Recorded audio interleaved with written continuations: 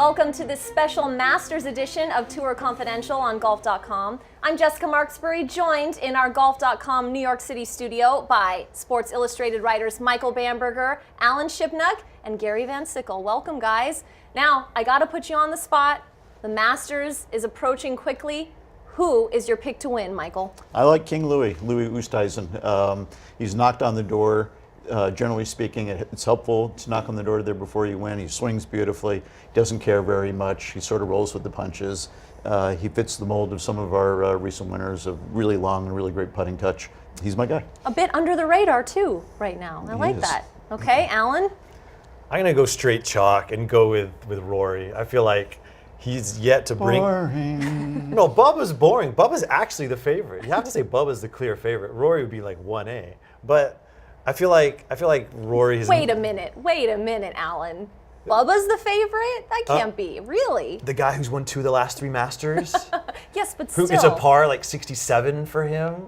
But the hype is not about Bubba right now. The hype is all about Rory. I know, because there's other things in play, but I think if you just look at it logically, Bubba's the favorite. But Rory has never brought his A game to Augusta. He's never played his best. Now, is that coincidental? Is that just bad luck and bad timing? Or does something about that course unnerve him? We'll really find out, now that he's clearly the best player in the world. But I would love to see him drive it the way he can drive it and really attack that golf course. I think he could shoot some really low numbers. Mm-hmm. I may have gotten my tournaments mixed up, but in my bracket, I've got Kentucky over Bubba to win the Masters because they look unstoppable.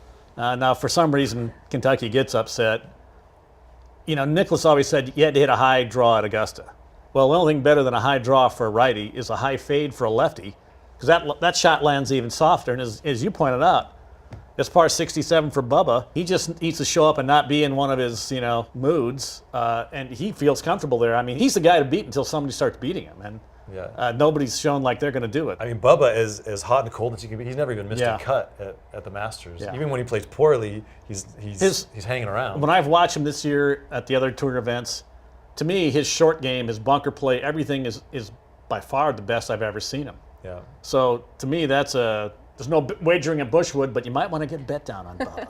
If I had to pick, I think I would go with Rory as well. But do you think that Bubba is really kind of under the pressure radar here? Because to go for 3 Masters victories, that puts him in some pretty rarefied air as far as the company he would keep with 3 green jackets. I don't think Bubba will feel the pressure because he's Bubba.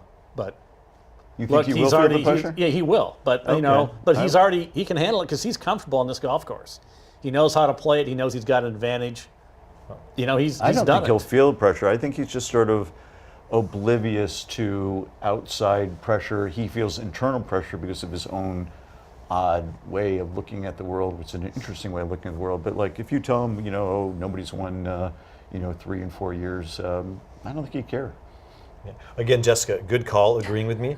But I did spend some time with Bubba at home at Isleworth, and his whole focus has been this baby girl that he and Angie adopted. He's played a very light schedule this year. He's just hanging around the house, being Mr. Mom, and enjoying that aspect. And I think it has taken him away from the grind of tour life. I think he'll be a lot more refreshed and ready to play than the traditional defending champion who does build it up so much in his mind.